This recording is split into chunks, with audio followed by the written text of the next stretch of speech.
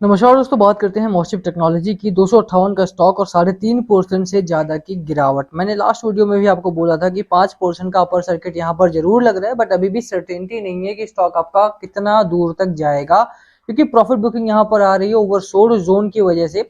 और जो short covering यहाँ पर थी वो खत्म हुई और यहाँ से दोबारा बिकवाली का माहौल जो है वो स्टार्ट हो चुका है। बात करेंगे इस वीडियो में कि क्या गिरावट कहाँ तक हो सकती है, क्या यहाँ पर प्रॉफिट बुकिंग आपको भी करके निकलना चाहिए, स्टॉप लॉस कहाँ पर लगाना है, खरीदारी करनी है तो टारगेट क्या लेकर के चलना है, कंपनी में दोबारा गिरावट की शुरुआत हुई क्यों है, उसकी भी चर्चा यहाँ पर करेंगे। चलिए स्टार्ट करते हैं इस वीडियो को। बट उससे पहले अगर आप चैनल पे नए हो तो प्लीज चैनल को सब्सक्राइब कर दो, हिट बेल आइकन, ताकि आपको नोटिफिकेशन मिल सके। चलिए स्टार्ट करते हैं। फर्स्ट ऑफ ऑल बात गिरावट की करें तो उसमें सबसे बड़ा जो आज का कारण रहा है वो है बाजार। बाजार में आज भी प्रॉफिट बुकिंग देखने को, तगड़ी प्रॉफिट बुकिंग देखने को मिली है। मॉर्निंग में मार्केट आज ऑल टाइम हाई लगाया, उसके बाद शार्प फॉल यहाँ पर देखने को मिला। यहाँ से अगर आप देखेंगे तो बहुत तेजी से गिरावट यहाँ पर हुई। एक टाइम पे तो 100 पॉइंट्स के आसपास का डिप यहाँ पर देखने को मिल रहा था। तो ओवरऑल अगर आप देखेंगे तो कहीं ना कहीं बाजार में आज का दिन काफी ज्यादा वॉलेटाइल यहाँ पर था। अगर आप देखें तो मॉर्निंग रेड जोन में स्टार्ट हुआ हमारा, और उसके बाद एक अच्छी खरीदारी ऑल टाइम हाई लगाया। उसके आसपास ही बाजार बहुत देर तक कंसोलिडेट किया, पर उसके बाद भारी बिकवाली। बिकवाली आई क्यों है उसके बारे में आप सभी जानते हैं कि फेड का मीट है और वो कल से चल रहा है। फेड की मीटिंग कल से चल रही है। आज उसका रिजल्ट आने वाला है 11, साढ़े 11, 12 बजे के आसपास वो आ जाएगा कि कितना रेट कट वहां पर होना है।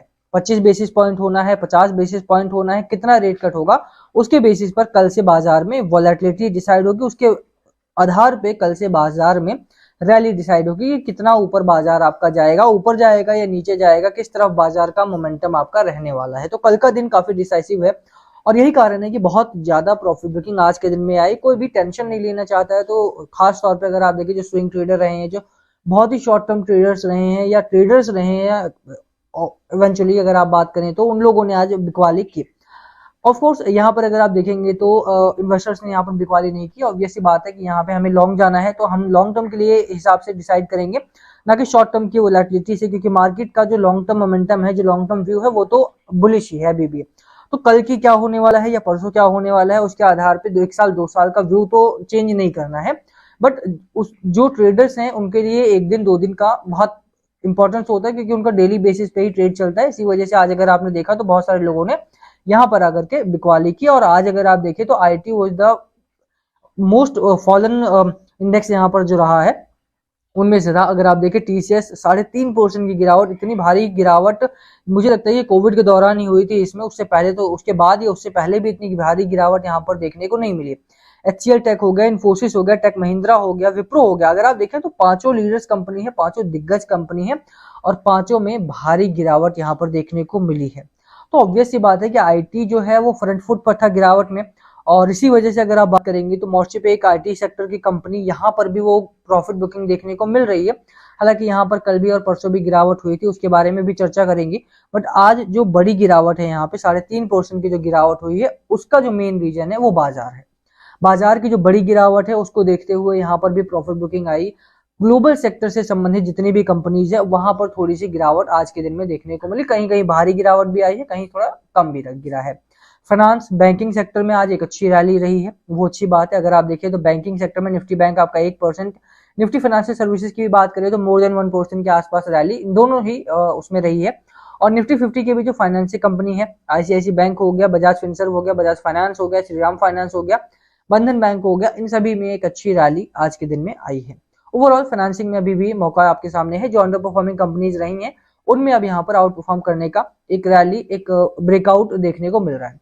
अब बात मोस्टिप की। मोस्टिप में बड़ा गिरावट जो हुई 3.5% की, इसके पीछे जो बड़ा रीजन रहा फेड की मीट है। फेड की मीट के बाद कल डिसाइड होगा कि आईटी कंपनी या आईटी इंडेक्स किस तरह से आपका चलने वाला है। क्या वो अपनी जो बुलिश रैली है उसको कंटिन्यू करेगा या यहाँ पर थोड़ा कंसोलिडेशन का फेज आएगा, उसके बाद बुलिश रैली आएगी। क्योंकि लॉन्गर टर्म व्यू अगर आप देखें तो वो तो बुलिश ही है। यहाँ पर अगर आप शॉर्ट टर्म का व्यू नहीं रखते हैं, लॉन्ग टर्म का व्यू रखते हैं, तो लॉन्ग टर्म व्यू आपका अभी भी मोस्टिप की भी बात की जाए तो यहाँ पर भी बुलिश ही है। तो इतना ज्यादा कोई पैनिक करने वाली बात नहीं है। 3.5% की गिरावट अगर होती भी है एक ऐसी कंपनी में जिसने बहुत अच्छा रिटर्न आपको 1 साल में दे दिया है, उतना अच्छा रिटर्न आपको भले ही अगले 1 साल में ना मिले, बट 30-40%, 20-30% के आसपास का रिटर्न अभी भी इस कंपनी में आपको मिल सकता है। तो उतने रिटर्न के लिए अगर आप रीजनेबल इन्वेस्टर हैं, अगर आपको पता है कि 25%, 30% कितना बना सकता है आपका, तो उस हिसाब से अगर आप निवेश करते हैं, हाइयर एंड पर एक्सपेक्टेशन ना रख करके लोअर एंड पे एक्सपेक्टेशन रखें, और अगर हाइयर रिटर्न मिलते हैं तो उसको सेलिब्रेट करें। वो अगर कंडीशन रखते हैं आप, तो आप लॉन्ग टर्म में यहाँ से भी अच्छा खासा मुनाफा बनाएंगे। कंपनी बेहतरीन है,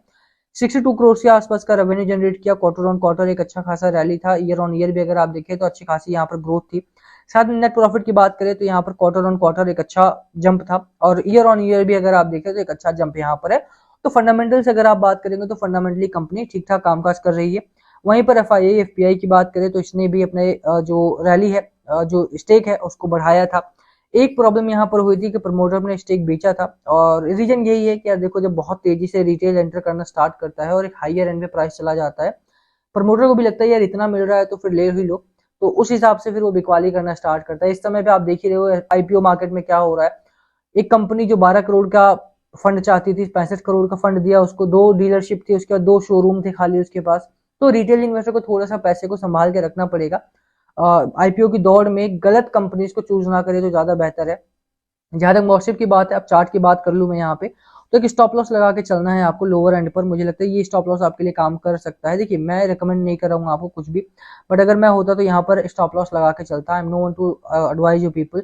जो भी बाय सेल या होल्ड करने का एडवाइस है वो आपको खुद लेना पड़ेगा, डिसीजन खुद लेना पड़ेगा। बट यहाँ पर अगर आप देखेंगे तो स्टॉक का जो एक सपोर्ट लेवल बन रहा है, दैट इज अराउंड 240 के करीब का यहाँ पर एक सपोर्ट लेवल बन रहा है।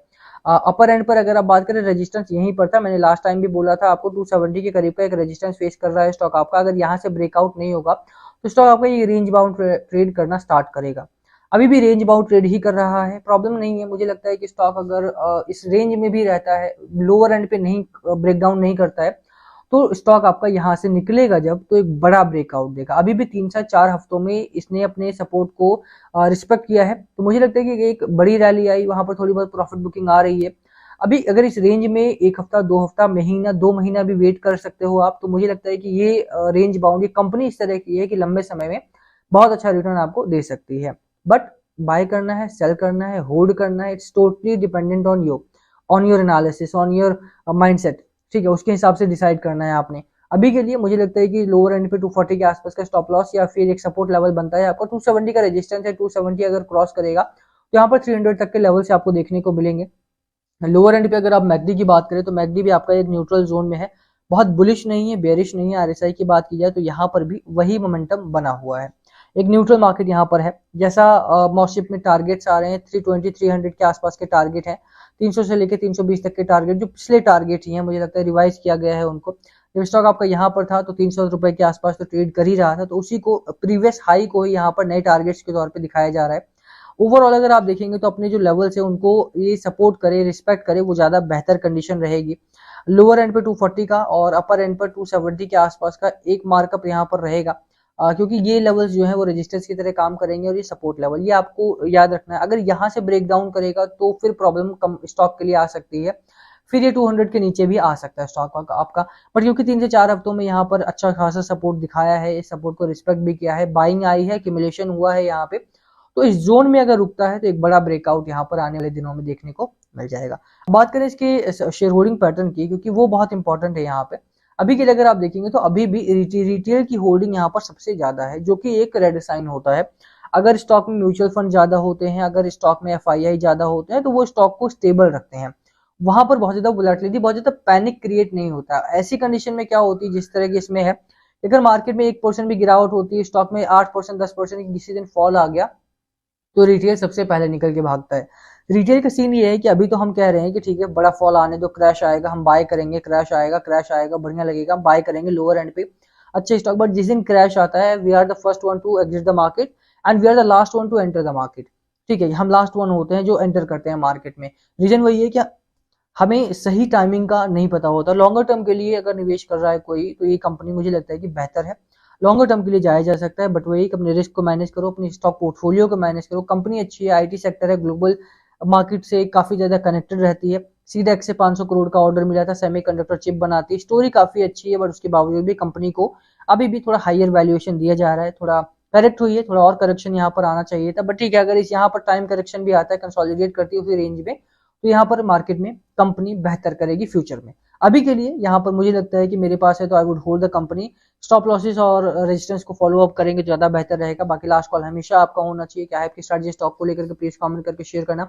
वीडियो को यहीं खत्म करेंगे, पसंद आए हो तो लाइक करना, चैनल पे नए हो सब्सक्राइब किए बिना मत जाना। Thank you for watching and please comment अगर कुछ पूछना हो तो। Thank you. किसी भी स्टॉक में फंसे हुए हो आप तो नीचे कमेंट करना, प्राइस मेंशन करना, उस पर भी बात करने की कोशिश करेंगे। एंड यस, किसी भी डिसीजन लेने से पहले अपने फाइनेंशियल एडवाइजर से जरूर जरूर जरूर बातचीत कर लेना, उसके बाद ही बाय या सेल या होल्ड का डिसीजन बनाना। Thank you.